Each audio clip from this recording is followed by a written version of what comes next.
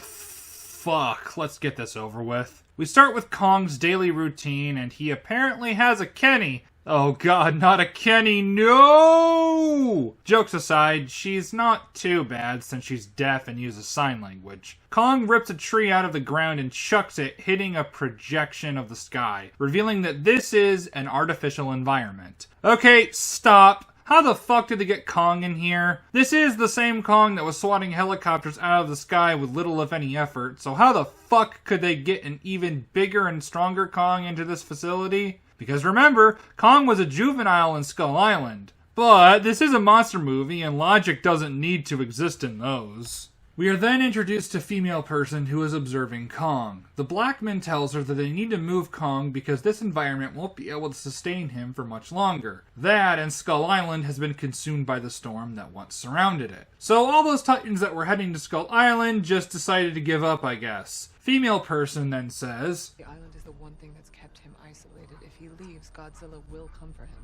If there can't be two Alpha Titans at once, then why hasn't Godzilla come here and killed Kong already? Not like a storm is going to stop him when nukes and monsters that can create even bigger storms just by moving couldn't. The whole theory of an ancient rivalry stems from Iwi mythology. So then the Iwi people actually saw Godzilla or a member of his species fight with Kong's species, meaning that the storm and island did jack fucking shit to isolate Kong. So then what does it matter if you move him? Hell, Godzilla lets the female Muto walk around free. You know, those things whose entire reproductive cycle is dependent on a parasitic relationship with Godzilla and other creatures like him. But I guess a vague, never to be elaborated on ancient rivalry is a death sentence, I suppose. Oh wait, I take that back. I guess all the Titans at the end of King of the Monsters that Godzilla let live and kept in check are all dead now. Unless defeated means they're no longer a threat and they're still roaming around. But this movie will never bother to explain shit about that. We then cut to a broadcast hosted by Black Alex Jones. He says he's been undercover at Apex Cybernetics for 5 years. He's going to basically break into their mainframe and knock down the firewall.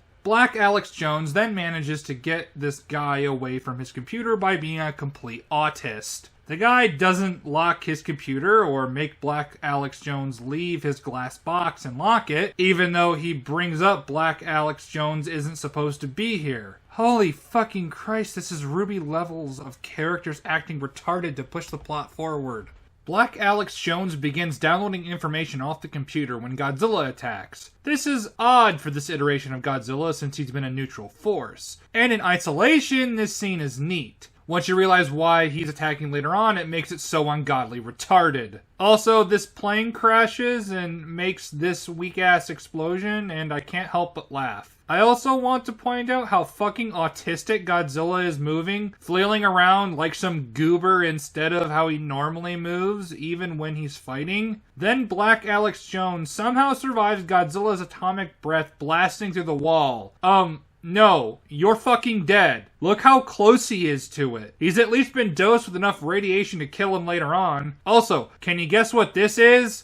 What the fuck is this? 8 dead? Bullshit, 8 dead? Did you see how much destruction that shit caused? If you look real close, you can see that this building still has people in it. We're reintroduced to Madison from the last movie, and then Mark. Madison is trying to tell Mark that there has to be more to Godzilla's behavior, which is a logical assumption to have. After all, Godzilla only ever shows up when something poses a threat to him, decides to wake up. Now, this isn't Madison's logic. Godzilla saved us. You were there with Mom. You saw it. I mean, indirectly, sure, but this scene makes it sound like Madison thinks Godzilla was actively trying to save them, rather than just kill Ghidorah for his own survival. Mark then decides to be a complete retard. There has to be a pattern here. There doesn't. A reason why he was provoked. There isn't. And right now, Godzilla's out there and he's hurting people, and we don't know why. Mark, you fucking haploid gnome. If you find out why Godzilla has radically changed his behavior, you could maybe try and correct it. Why are you acting like a complete moron? Of course, Madison is also being a bit of a dumbass saying this. How could you doubt him? Maybe because his fight with the Mutos killed his son? But if you think that's not nonsensical enough, Fucking black Alex Jones somehow has more common sense than the fucking government branch whose sole purpose it is to study and research the Titans. Godzilla attacks when provoked. Pensacola is the only coastal Apex hub with an advanced robotics lab, and your answer is that Apex is at the heart of the problem. Monarch should be able to put together some kind of pattern if this mouth breather could. We cut to Denham University as Ren walks into a room. You'll never guess who this character is supposed to be, but we'll get to that. Apexman teleports in and they begin talking about the Hollow Earth and how it's the birthplace of all Titans. Your theory that it's the birthplace of all Titans is fascinating. Well, I got about 30 unsold boxes in my apartment if you want some. Hold up. In a world where Titans are a tourist attraction and have become part of daily life, essentially, especially since they've helped the environment with their weird magical radiation, a book detailing their potential origins didn't sell a single copy. Are you shitting me? And yes, I know this is small, but it's not the last time this rectal discharge decides to forget about previous films. Allow me to introduce our Apex Chief Technology Officer, Mr. Ren Serizawa. You heard that right. Ren is Dr. Serizawa's son, who was never once mentioned before, and the relation will never be expanded upon or relevant. This energy signal is enormous.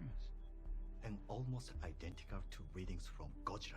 Keep this Hollow Earth energy signature in mind, by the way. I'm not done with it yet. To read the reviews, a sci-fi quack trading in fringe physics. How exactly? Monarch's research was made public, and that would include any studies done on the Hollow Earth and all information on the existing Titans. This movie really does love forgetting everything that came before. Also, this guy's brother died, but character isn't a priority in this trash fire, so expect nothing of any substance to come of it. Apexman shows him a new ship that can enter the Hollow Earth without getting crushed by the inverted gravity, because that's apparently a thing. Science Guy brings up genetic memory and comes up with the idea to use Kong to find the energy source. That's fucking stupid. Not just the idea of genetic memory being retarded, but how do you know Kong would be able to find what you're looking for? It's a theory that all Titans share a common impulse to return to their evolutionary source. Or a homing pigeon. Now I'm positive this is going by the common use of the term theory, that being synonymous with hypothesis, rather than a predictive model of an aspect of reality. Also, homing pigeons are a terrible example since they have to be trained. It's not something ingrained into their DNA. And of all things for an energy source for a weapon to fight Godzilla, why not Titan waste? Power source in Hollow Earth? Sounds nuts, Nathan, even for you. Yeah, Titan radiation can only alter global temperatures to stop the ice caps from melting, but an unknown energy source in an area we know exists? That's preposterous, you ham-flavored bent waffle. Man guy wants Kong to lead them, but woman lady says nah. However, the impending threat from a living apocalypse is enough to sway her. We cut to them at sea with Kong sedated. Okay, fucking how? How in the hell did they get the angry spear-throwing gorilla onto this ship? Did the deaf girl talk him into it? Did they drug his food? Do they just have specially made Titan sedatives around? And if your response is, don't think about it, or it's a dumb monster movie, then you're missing the point. Even monster movies need to follow some form of consistency. It's also an immense insult to the genre by devaluing it, but you know the drill by now. They also somehow made special cuffs just for Kong in, what, a day? Because I can't imagine them just having those on hand given the nature of their research. We are introduced to Apex Whammon, who's a massive cunt.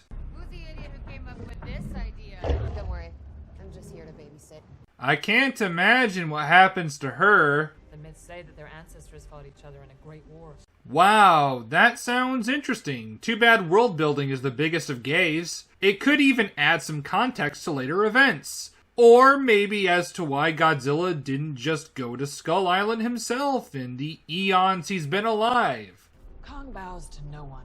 Better than Kong have tried and failed, unless you think Kong is on par with the world-ending alien super dragon, or the creatures who specifically evolved to kill Godzilla's species and others like him. The deaf girl, I guess, senses Kong's heartbeat or feels its vibrations, or maybe it's like a better monster movie where the monster and human have their souls connected. Regardless, she's just magically knows how Kong is feeling. Surprisingly, Kong doesn't like being chained up, but the deaf girl manages to calm him down, and it's revealed that he's learned sign language. Not sure why that's surprising unless this universe doesn't have a Coco in it, which if it doesn't, then that's just depressing. Back with Madison, and what the fuck is that? Emma was very much a villain. She is responsible for the worst act of terrorism in human history. Millions upon millions are dead because of her. The only people fucked up enough to think this are people who are clinically insane. I don't even think the news media would try and spin this in any way other than Emma is a terrorist. The world almost ended. No, I won't step off the autism because nothing in this shit pile works.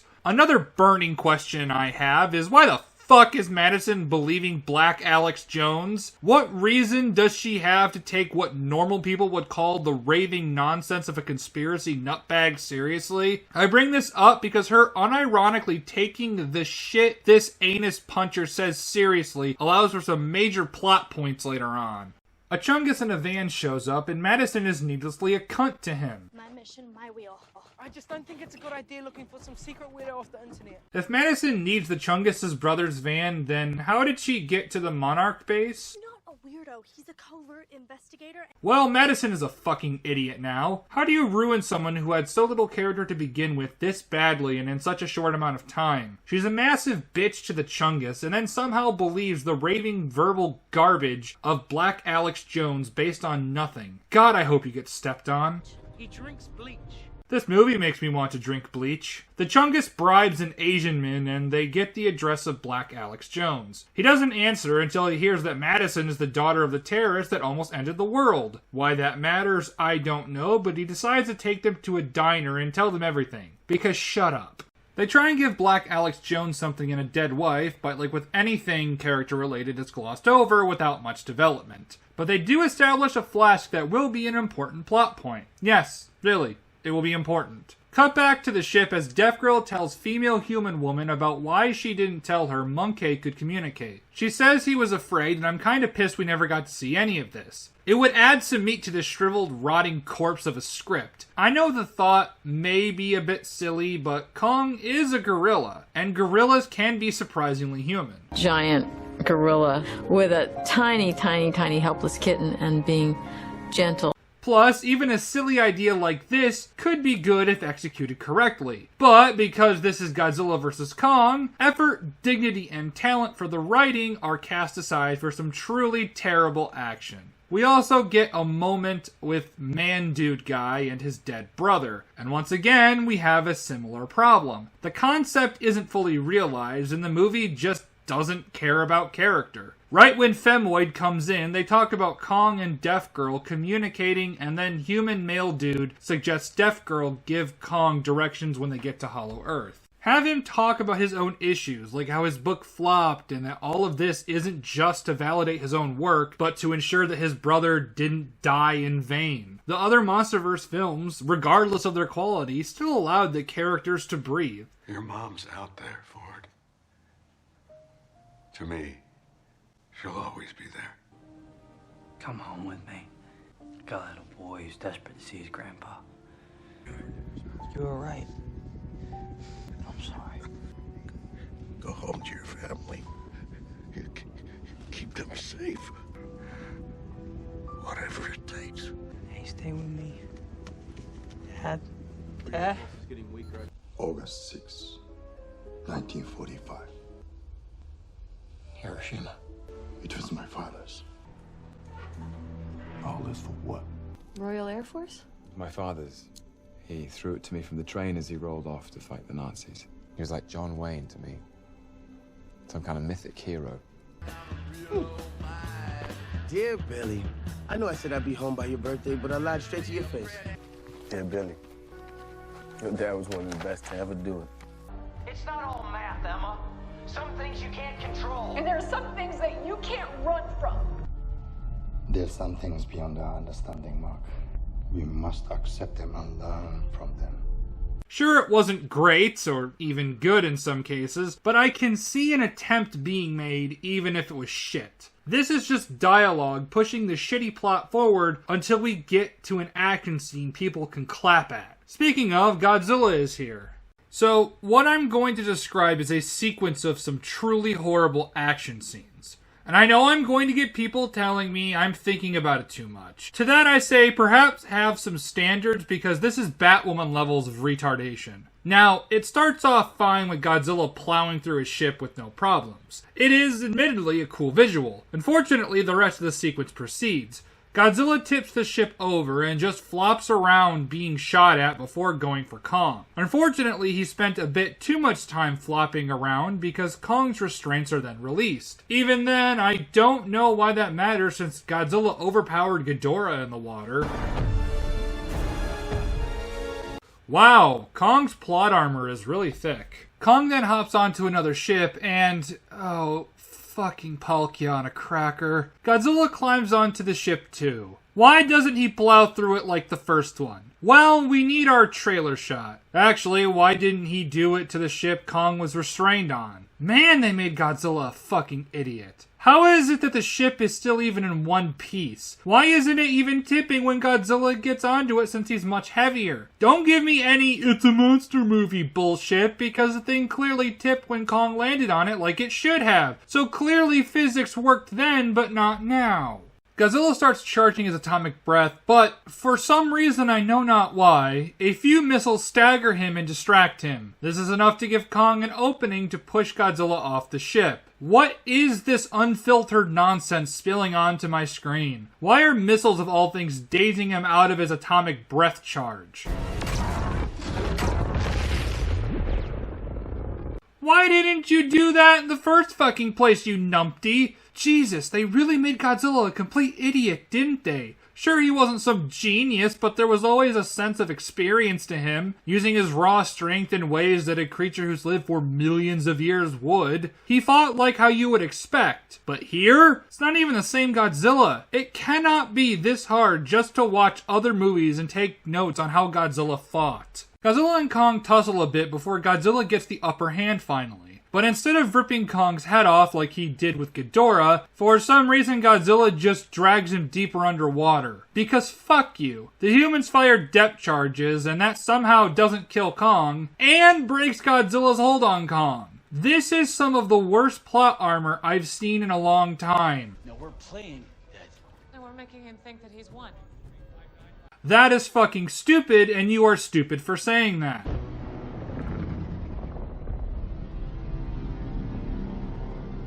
So, even though Kong was no threat before Godzilla attacked, even going out of his way to do so since this wasn't even his territorial route, now he's just gonna leave them alone because the boat is now turned off and Kong is incapacitated. But this script is fuck all confusing, and most of it is written like it was from a 4th grader. That's because it was. What in the ever-loving fuck was that? Who constructed this nonsensical bullshit? What galaxy brain made Godzilla a fucking moron? Did you all forget that Titan hearing is really fucking good? So good that they can hear things from across the fucking globe? Like when Godzilla was able to hear and track the Muto's echolocation? I think Godzilla was only listening. The Muto was calling something else. Or how Ghidorah's alpha cry thing being heard around the world? On every continent. And this Ghidorah is the new alpha, and all the other creatures are just doing his bidding. So the fact that he doesn't hear Kong still breathing or his heartbeat, which should be much clearer since the ship was turned off, is utterly fucking brain dead. Yes, even dumb monster movies should be consistent and make sense. Back with the Tism Brigade as they sneak into the destroyed Apex facility, which is abandoned for some reason. You'd think after being the site of the very first Godzilla attack, it'd be sanctioned off, but fuck it, I guess. Are you sure we can trust this guy? Yeah, why? Mainly because he says crazy shit all the time and carries a bottle of whiskey from his dead wife like a gun.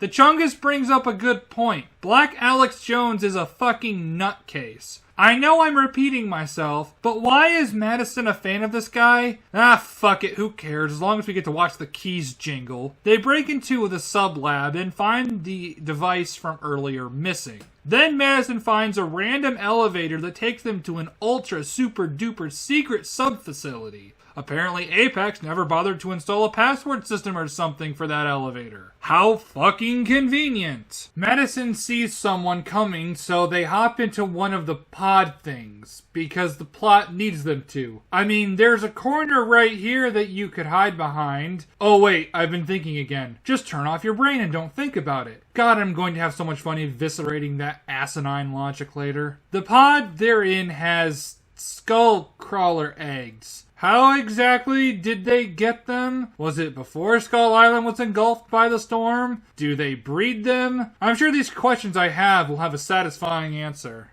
Cutting back to Kong, and they could have airlifted him this entire time? Really? Any reason why you didn't just do that from the start? I mean, it's implied that it wouldn't attract Godzilla. How are we supposed to get the rest of the way? How's Kong with heights? It's amazing just how much this movie falls apart when you apply the slightest amount of thought. Anyways, they arrive at the Antarctic and Kong leads them to a giant portal which spits them out into the Hollow Earth. Now, I initially thought this meant the Hollow Earth was a pocket dimension, which would explain the sun. But no, there's just a fucking portal because reasons, and there's a fucking sun in the center of the Earth as well as clouds. Previously, Hollow Earth was just hollow paths under the Earth's crust that provided shortcuts or small pockets like Godzilla's den. Not only is this inconsistent with Skull Island's explanation, that there are these massive underground spaces isolated from the surface world, and what King of the Monsters showed, it also contradicts Godzilla 2014. Further underground, absorbing radiation from the planet's core.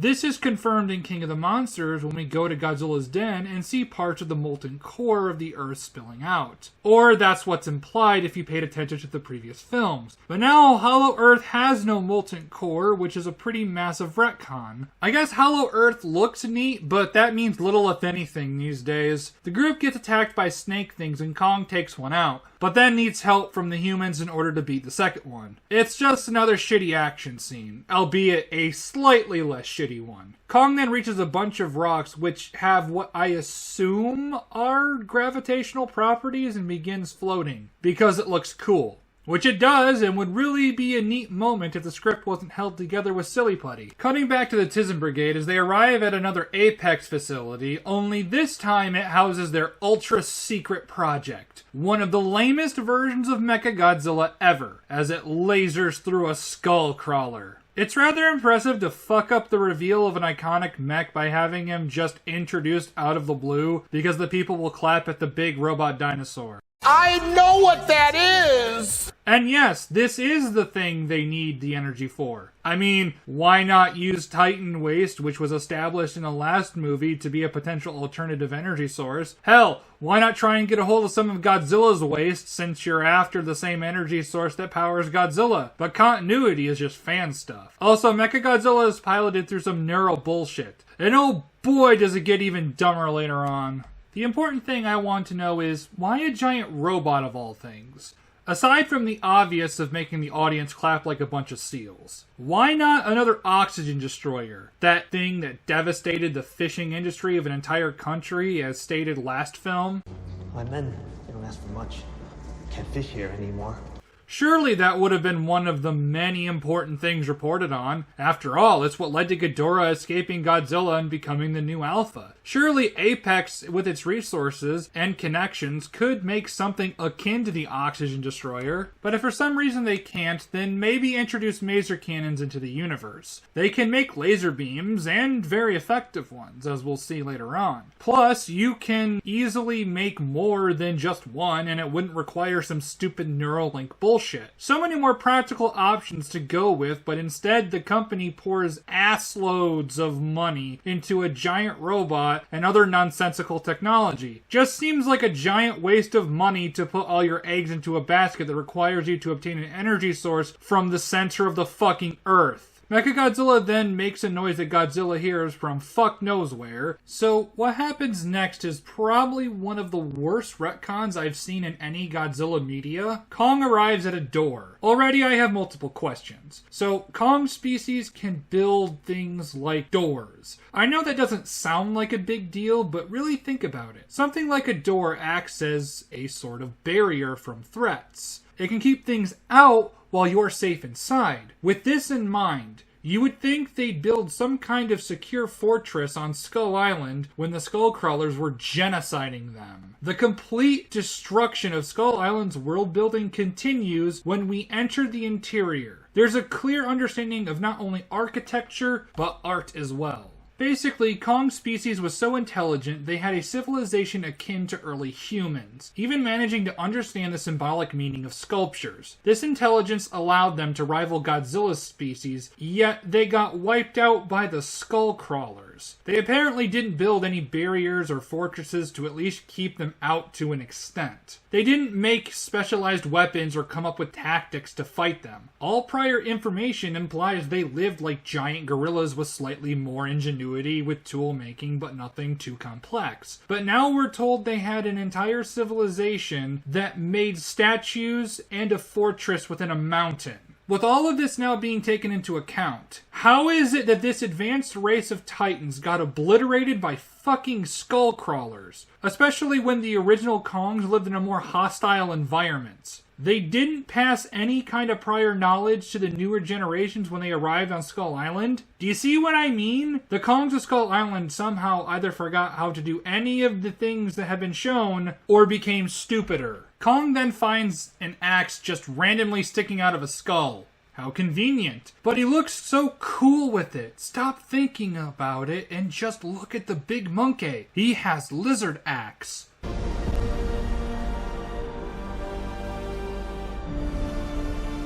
So, despite it being stated the reason why Titans mostly vanished from the surface being because they had to get closer to the Earth's core to feed off the radiation, and despite this being confirmed in the last film with Godzilla's den being so radioactive that even the radiation suits of an advanced government organization wasn't effective enough to fully protect Serizawa, these people can walk around without any protection at all. Meaning that most of the Titans should have gone extinct millions of years ago. And just to rub in this utter annihilation of world building, the Kongs understood the significance of a throne and likely had some sort of monarchical government. Oh boy, we could see how the Tizen Brigade is doing. They've somehow managed to sneak further into the heavily guarded base, rather than follow Black Alex Jones to the exit and possibly manage to get back to Mark and tell him about Mechagodzilla. Madison hears a noise, I guess, and thinks she should go and open the door at the end of the hall. The noise was probably the plot telling her to open the door. Said door leads to Ghidorah's skull with a bunch of wires. And this is how Mechagodzilla is piloted. The general idea being using Ghidorah's nervous system telepathy Tizumri to remote pilot Mechagodzilla. I have a few questions though. How is this at all possible when any and all biological tissue has decayed? They already stripped the skin and muscle off the skull. Is the brain even in any passable condition to use? Or any neural tissue for that matter? There's only so much slack you can give something for being fictional. Godzilla then shows up and begins attacking Hong Kong before cutting back to the center of the Earth. The axe then begins to glow for some reason. Kong then magically knows there's a slot to put the axe in and... just watch.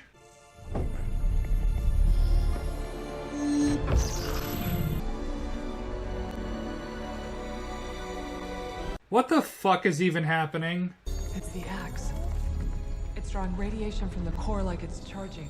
How the fuck did you know that? What has indicated to you that the axe can draw radiation from the Earth's core that doesn't seem to exist in this universe anymore? Or is this not really in the center of the Earth even though it was shown to us that it was? But now I have to ask, what even are the properties of Godzilla's spines now? Since the beginning, they were just a cool aesthetic that lit up when he used his atomic breath. But now they somehow still function despite being dead for God knows how long? Because if Godzilla's spines are used to channel radiation in some form, then not having any living cells to absorb and store radiation, for example, would mean that this shouldn't be possible. And if your response is, stop thinking about it, then you're missing the point. If you don't think about the implications of the things you introduce into your world, then you open up potential holes. And when you take a nebulous element and make it an important plot point, as we'll see later, then you better make sure it makes sense, which none of this nonsense does. Godzilla, for some reason, senses the glowing shit going on in the Monke temple because plot, and Godzilla blasts his atomic breath into the ground. Meanwhile, Apex Whammon has a machine that copy and pastes the energy. I have an idea. Why not try and get a sample from Godzilla himself? Again, Titan waste is a thing. You establish it's the same energy Godzilla produces. Does this gigantic atomic dinosaur just not give off radiation anymore? Or at least enough? Could you not have gotten samples from the destroyed Apex base in the beginning of the film? Titan radiation lingers as established last movie, so if you can literally copy and paste it and have it be ready in a trivial amount of time, then there's no reason for you to overly convolute things this horribly. So the Apex people turn on the non-Apex people because that's a smart idea with a 200-foot gorilla right next to them. Things begin to shake and the bats begin attacking. For some reason. Then Godzilla's atomic breath manages to bore its way to the center of the fucking Earth in minutes. Let me repeat. Godzilla's atomic breath reached the center of the planet in minutes. I wonder when that level of power would have been useful. Maybe even end a fight early so he wouldn't be dropped from above the fucking clouds. You stupid excuse for a reptile. Also, why was there a portal to the center if you could just dig to the center? It's almost like this cinematic embarrassment is built on decomposing IKEA furniture. Apex Whammon decides to shoot Kong to get him to move. This terrible idea goes exactly where you think it goes. Kong then heads to face Godzilla. Wow, it certainly was convenient that Godzilla was right above or below Kong at the exact time for us to have another awful fight. The Tism Brigade go further into the building, and somehow Apex has worse security than the Rocket Game Corner hideout, considering they managed to get into Mechagodzilla's cockpit. Then Black Alex Jones noticed there are scientists on the other side of the glass. Then security comes in and they can't open the door from the outside. I mean, sure, Madison locked it, but you'd think that security guards could have a means of opening it. Well, that doesn't involve blasting out the glass. Regardless, the Tism Brigade is taken. Better late than never, I guess. Kong climbs out of the hole, and apparently Godzilla didn't just set up an ambush because this Godzilla is a fucking retard. Anyway, it's finally time for the deciding fight. And what a terrible fight it is. Instead of trying to go for the instant kill when Godzilla bites Kong's throat, he fired his atomic breath and keeps charging while Kong tries to grapple him and beat on him. Hey, big guy. You have really strong hands and devastating claws. Use them up close like against every other monster you fought in this franchise. This scene in particular right here is where the fight likely would have ended. He only uses one hand to grab Kong despite nothing stopping him from using two. Even when he wastes time charging his atomic breath instead of just trying to bite Kong's face. But we have to give this half-ass reference to the original King Kong vs. Godzilla. Not sure why he doesn't blast through the bone when he was able to vaporize the rest of Ghidorah, who was also in his mouth. Maybe Kong just deep-throated Godzilla too hard.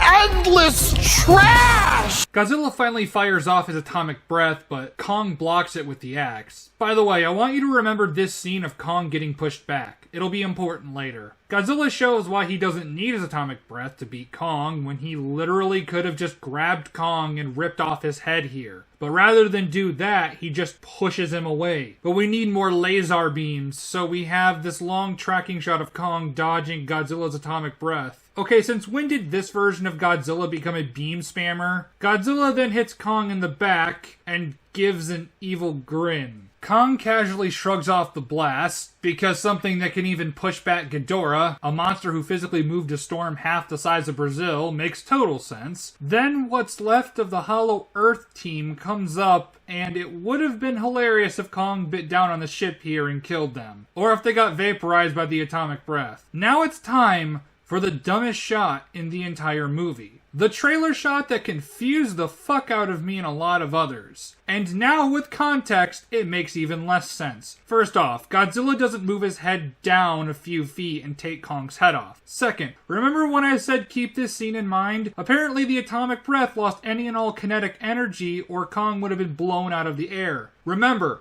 Ghidorah moved the storm. Third, Godzilla just doesn't move out of the way. He can stop blasting instantly, and despite his size, he's been shown to be pretty quick in this movie anyways. And finally, Godzilla quite literally moved the beam with the axe. He actively decided to make sure he was hitting the axe and not Kong. So Kong hitting him in the face is entirely the fault of Godzilla forgetting how to fight. I hate this movie. Endless trash! The Tizen Brigade is taken to Apexman, who at this point hasn't done anything particularly wrong. I mean, I'm sure building a giant war mech is illegal, but humanity should have a way of defending itself without relying on a giant monster that could turn on them. That does raise an interesting question.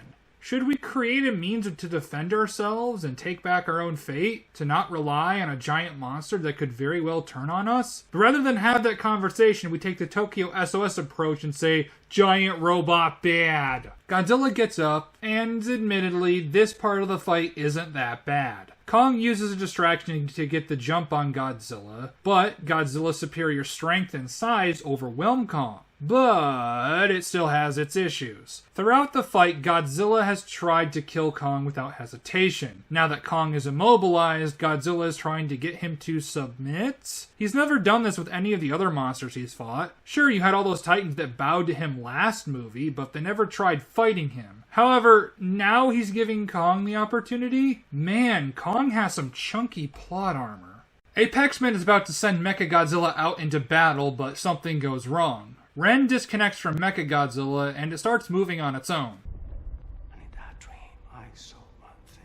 Yes, this giant robot sneaks up on Apexman without him making a sound or shaking the ground until he's right next to the glass. Because fuck you. And Ren is hilariously electrocuted to death. I'm so glad we introduced the son of an important character only to use him for an Ava joke and to kill him. Also, the implication is that Ghidorah's consciousness was downloaded into Mechagodzilla via the neural link. That's not how consciousness works, and any tissue would have been decomposed by now, but I digress. Mechagodzilla breaks out and begins fighting Godzilla as the Tizen Brigade tries to shut down Mechagodzilla. I don't know why the Chungus thinks he can stop it, but logic and sense don't exist in this dumpster inferno. I'll admit the fight with Godzilla and Mechagodzilla isn't terrible considering the choreography isn't complete trash, but at this point it just blends in with the other sludge spilling from the anus of this disaster. Also, why doesn't Apex just mass-produce Mechagodzilla's laser? It would be a more efficient use of money and resources. Deaf Girl feels Kong's heartbeat slowing and they decide to resuscitate him. How, you may ask? They blow up the ship on his chest to restart his heart using the electricity to restore his normal heartbeat, even though it'd likely kill him and worsen his internal damage because that's not how that works. Kong pops his shoulder back into place. Okay, kinda badass, not gonna lie. Mechagodzilla is about to give Godzilla the kiss of death. I know what that is! When Kong comes in and saves him. They work together and it is a little cool seeing them team up. It's just a shame everything else is so fucking terrible. Kong goes back for his axe. Don't know why he didn't grab it before, but whatever. He gets the jump on Mechagodzilla for a bit, and again, it's not terrible. What is terrible is how the Tizen Brigade gets through the security lock. The Chungus pours Black Alex Jones's liquor that was established earlier on the control panel, and that glitches out Mechagodzilla. This is enough for Godzilla to recover and blast the axe with his atomic breath. You may be asking why he doesn't just blast one of Mechagodzilla's arms, or in the back, or get up and pull him off. Valid questions to ask. However, I'm more frustrated that since we have confirmation that Godzilla knows how the axe works, it makes this scene even stupider. Also, if Mechagodzilla can casually toss around Godzilla, who is stronger than Kong, why isn't he tossing Kong around? Or trying to break his arms? Whatever, Kong kills Mechagodzilla and acknowledges Godzilla as the alpha, even though Godzilla is too stupid to be the alpha, and Kong lives in Hollow Earth happily ever after. What in King Caesar's name was this bullshit? I don't think I've ever watched something so devoid of fucks given to continuity, consistency, and basic logic since The Predator. The characters are just terrible. If they're not devoid of anything resembling substance, they're annoying, mouth-breathing anus punchers. I understand the Monsterverse had received a lot of criticism for its human characters, either being overshadowed by better characters, not being fully realized, or just not making sense. But the solution isn't to make them hollow vehicles to push the shitty plot forward to the next terrible action scene. World-building wise, it's a disaster. Aside from the destruction of the Kongs as a species, we have massive gaping holes and contradictions, such as the center of the Earth not being radioactive, despite everything stated and shown before supporting that it was. You also need to enter a portal to the center of the Earth, but not really. Or they're just flat out ignored, such as all the ending clips at the end of King of the Monsters, or how the Titans should have affected how society operates. And we skipped over Skull Island being swallowed by the storm, turning it into an uninhabitable wasteland, as well as the extinction of an entire culture of people. Since the Titans' radiation has stopped the ice caps from melting and various other things, that would surely have to have a major effect on the world. If you want to make a coherent universe, you need to address these things and build upon them if necessary. And now to the section where I complain even more about how they fucked up Godzilla, so if I repeat myself, please forgive me. This retarded diapsid is not the same Godzilla as seen previously, especially in how he fights.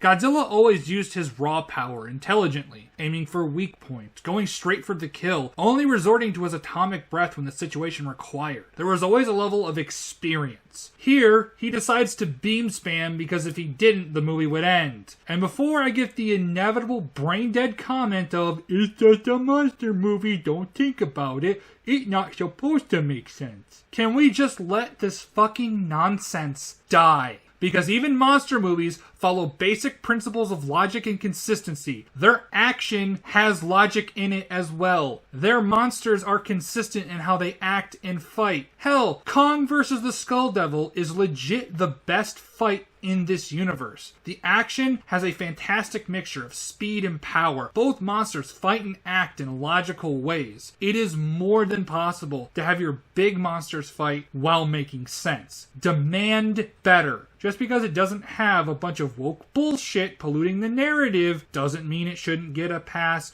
because you were entertained by it. Demand better.